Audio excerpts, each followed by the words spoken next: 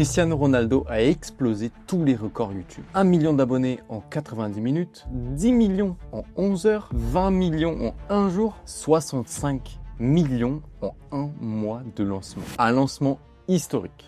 Du jamais vu. Ce qui je pense est normal parce qu'on parle quand même de Cristiano Ronaldo. Mais voilà le twist. Plus le temps passe, moins ces vidéos font un départ à 45 millions de vues à peine 2 millions par vidéo à l'heure où je vous parle. Alors qu'est-ce qui cloche? Parce qu'au fond, c'est pas une question de notoriété. C'est une question de stratégie, c'est une question de connaître les codes de la plateforme. Et dans cette vidéo, je vais te montrer ce que même Ronaldo n'a pas compris sur YouTube. Mais comment c'est possible? On parle de la personnalité la plus connue du monde. Il a 654 millions d'abonnés sur Instagram, des centaines de millions sur Twitter. Le mec pourrait poster une photo floue de ses crampons, il ferait des millions de likes. Alors pourquoi ces vidéos YouTube n'intéressent plus personne au bout de quelques mois? C'est là où beaucoup se trompent. On croit que la notoriété, ça fait tout, que le personal branding, c'est suffisant. Parce qu'on est déjà connu, on va faire des vues. On croit qu'avec une belle image et une grosse audience, YouTube c'est un jeu d'enfant. Mais non, YouTube ne récompense pas la célébrité. Il récompense la structure, la cohérence, l'intention, la régularité. Et quand tu sais pas ça, même avec 600 millions de followers sur Instagram, eh bien ça ne fonctionne pas. Ce qu'on va voir dans cette vidéo, c'est pourquoi la chaîne YouTube de Ronaldo ne fonctionne pas et comment toi tu pourrais faire mieux, même avec 1000 abonnés. Ronaldo, il fait n'importe quoi. Là, il est en train de passer à côté de ce que YouTube attend d'un créateur. Donc je vais te montrer ce qui a causé cette chute d'audience, les erreurs qu'on ne remarque pas quand on ne connaît pas les codes, et surtout ce que toi tu peux faire mieux que lui, avec une simple caméra et une maîtrise basique des codes. Ronaldo, il a explosé YouTube comme personne d'autre avant lui. Sa chaîne UR Cristiano a atteint 1 million d'abonnés en seulement 90 minutes, 10 millions en à peine 11 heures, plus de 20 millions en 24 heures et 65 millions le premier mois. Du jamais vu. Même MrBeast, il a eu peur, je pense. Déjà, quelque chose de bizarre. Il lance sa chaîne le 21 août 2024 et il publie 11 vidéos d'un coup. Ok, pourquoi pas? Ça a plutôt très bien fonctionné puisqu'il a fait des millions de vues dès le lancement de sa chaîne, ce qui était quand même attendu. Mais on voit déjà un peu une incohérence se former. La toute première vidéo fait 37 millions de vues, mais celles qui ont suivi, beaucoup moins. Et maintenant, si tu vas voir ces dernières vidéos, 2 millions de vues, 1 million, parfois même moins, qu'est-ce qui se passe? Là, tu dois te dire, mais attends, c'est Ronaldo, comment c'est possible? Et c'est précisément la question qu'on va se poser ensemble. Parce qu'en réalité, ce qui se passe sur sa chaîne, c'est ce que plein de créateurs vivent, même s'ils n'ont pas autant d'abonnés. Quand on commence sur YouTube, on pense tous la même chose. Waouh, si j'avais son audience, son nombre d'abonnés, ses moyens, sa notoriété, YouTube, mes vidéos feraient des millions de vues à chaque fois. Et Ronaldo, il a tout ça. Hein. Et pourtant, ses vues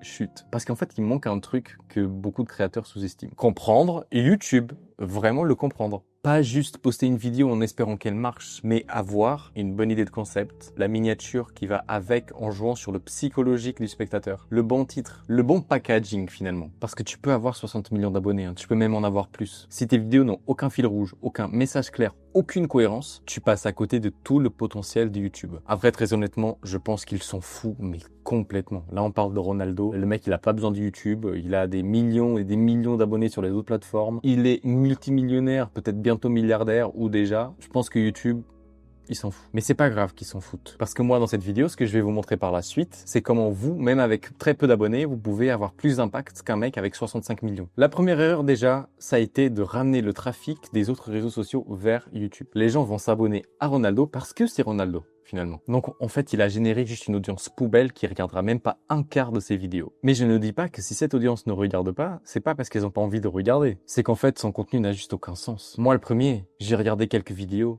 et j'ai arrêté, parce qu'en fait, ça donne pas envie. Mais pourquoi ça donne pas envie? C'est donc ça la question qu'on va voir tout de suite.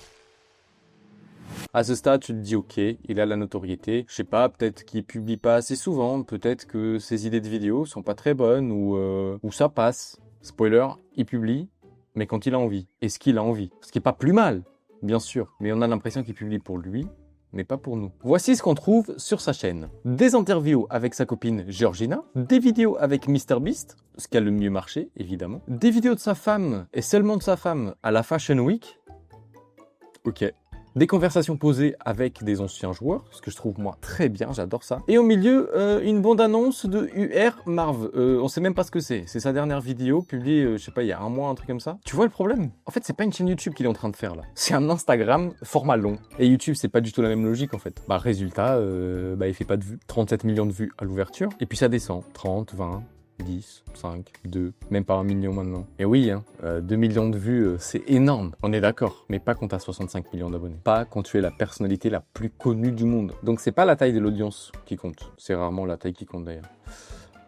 C'est comment il décide de mettre en place son contenu. Il a des concepts qui sont très bons, comme les vidéos avec MrBeast par exemple, des interviews de foot avec Rio Ferdinand, etc. Enfin ça c'est du contenu que je trouve moi personnellement incroyable. Les concepts sont bons. Pas tous, mais il y en a qui sont bons. Mais pourquoi ça prend pas? Il y a 3 erreurs qui tuent ses performances. Dans un premier temps, aucune cohérence visuelle. Les miniatures, elles n'ont pas d'une directrice et n'ont aucun sens. Les polices, la couleur, la DA, ça change à chaque fois. Donc ça part dans tous les sens. Résultat, il n'y a aucune habitude pour l'audience, aucun repère visuel à part sa tête, ce qui est déjà un gros bonus, on va pas se cacher. Donc le packaging, ce n'est pas bon. Le packaging, c'est quoi? C'est la miniature, le titre, l'idée, concept de la vidéo. Un bon packaging fait une bonne vidéo qui va bien performer. D'ailleurs, avec un de mes clients, on a eu un packaging parfait qui a fait que sa 3e vidéo a fait 15 000 vues actuellement, alors qu'il a seulement 300 abonnés pour le moment. Si t'aimerais que je décortique un peu comment on a produit ça, dis-moi dans les commentaires. Donc le packaging, il est quasiment raté à chaque fois. Sur certaines miniatures, il y a beaucoup trop d'éléments. En fait, on n'arrive pas à percuter de quoi parle la vidéo en regardant la miniature. Parfois, tu peux la regarder pendant 10 secondes, tu vas pas comprendre en fait. Des titres, certains sont bons, d'autres un peu trop longs. Il y en a même un qui est en espagnol. Mais pitié, Ronaldo. Un titre en espagnol, mec. ¿Por qué? C'est un effort, s'il te plaît. Il n'y a aucun fil rouge dans les formats. On ne sait pas ce qu'on regarde, ni pourquoi on devrait revenir. Un jour lifestyle, un jour sport, un jour business, un jour fashion week.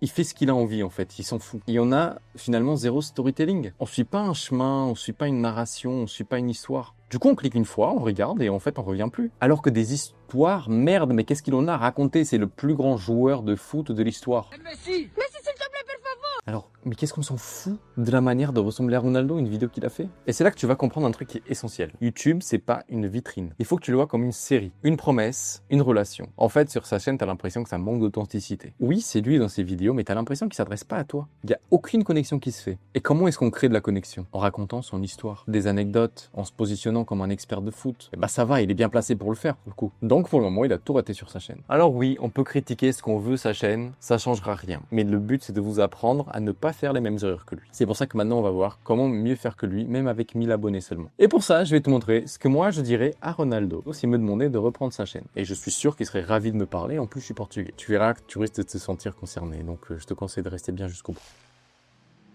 Ronaldo, voilà ce que je ferais à ta place. Construis une vraie identité sur YouTube. Tu veux que les gens te suivent? Et donne-le-leur une raison de revenir sur ta chaîne. Tu peux pas te reposer sur ton nom. Sur YouTube, on ne clique pas pour ce que tu es. Tu pourrais être LeBron James, Stephen Curry, Michael Phelps ou Messi. On clique pour ce que tu nous apportes à nous. Et pour ça, il te faut un positionnement clair. Tu veux faire quoi? Tu veux faire du sport? Tu veux faire du lifestyle? Tu veux faire des voyages? Tu veux faire du business? Tu veux quoi? Et il faut une valeur ajoutée constante. Qu'est-ce qu'on apprend? Qu'est-ce qu'on ressent? Qu'est-ce qu'on découvre à travers une vidéo? Je suis sûr qu'il y a plein de jeunes sportifs qui ont envie de savoir comment percer dans le foot, comment il faut y aller, tu vois. Des sessions d'entraînement, de ce genre de choses. C'est des choses qu'on veut savoir et que tu n'apportes pas. Il nous faut une promesse visuelle cohérente. Il faut une belle DA, des miniatures qui claquent, qui répondent au code de YouTube. Et ça, il n'y a pas pour l'instant. Si on peut pas reconnaître ta vidéo en 2 secondes sur l'accueil YouTube, tu perds. Même si on voit que c'est toi, si le concept il est nul, si la miniature n'est pas compréhensible, si le titre n'apporte rien à la miniature, on va pas cliquer. Ronaldo, pitié, tu as une des marques les plus puissantes du monde. Et sur YouTube, cette marque ne vit pas. Voilà ce qu'il faut corriger. Apprends à maîtriser les miniatures, la psychologie des miniatures sur YouTube. Apprends à créer des bons titres qui attirent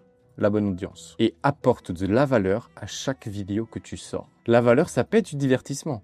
Divertir les gens, c'est de la valeur ajoutée. Donner des conseils, c'est de la valeur ajoutée. Parler d'actualité comme un média, c'est de la valeur ajoutée. Il y en a qui ont envie de voir ce genre de choses. Parce qu'en fait, c'est ce qui va créer de la confiance, de l'adhésion. On veut de l'authenticité, on veut se sentir plus proche de toi. C'est ça qu'on cherche. C'est pour ça qu'aujourd'hui, on s'attache plus rapidement à des youtubeurs ou à des entrepreneurs plutôt qu'à des stars de cinéma ou des gens qui ont bien réussi dans leur sport. Faut que tu vois YouTube comme une série Netflix. C'est une série. C'est pas Instagram. Si tes vidéos ne se suivent pas et qu'il n'y a aucune cohérence entre chacune d'entre elles, on va pas rester. Donc, en conseil concret, pour moi, il faudrait choisir 2-3 concepts réguliers. Interview, behind the scenes, entraînement, ce que tu veux. Des bons concepts. Garde une promesse claire pour chaque type de contenu. Qu'est-ce que tu apportes dans chaque contenu? Et ajoute tes éléments de continuité, tu vois, des petites transitions, une DA qui est cohérente en fait, et qu'on retrouve à chaque vidéo.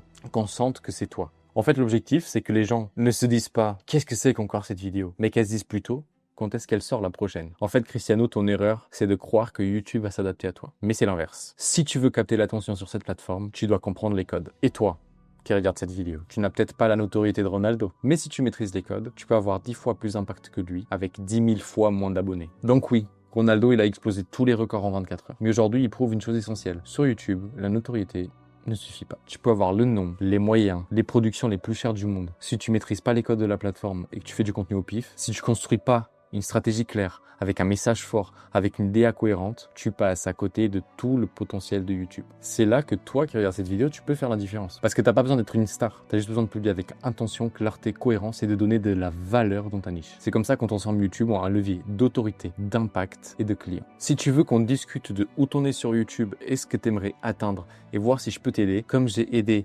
Rally ou Shannon, eh bien, n'hésite pas à prendre un appel avec moi. Le lien est en description et épinglé en commentaire. C'est un appel totalement gratuit où je vais tout simplement chercher à te donner de la valeur. Tu ne t'engages à rien. C'était Philippe, je te dis à la prochaine vidéo. Ciao.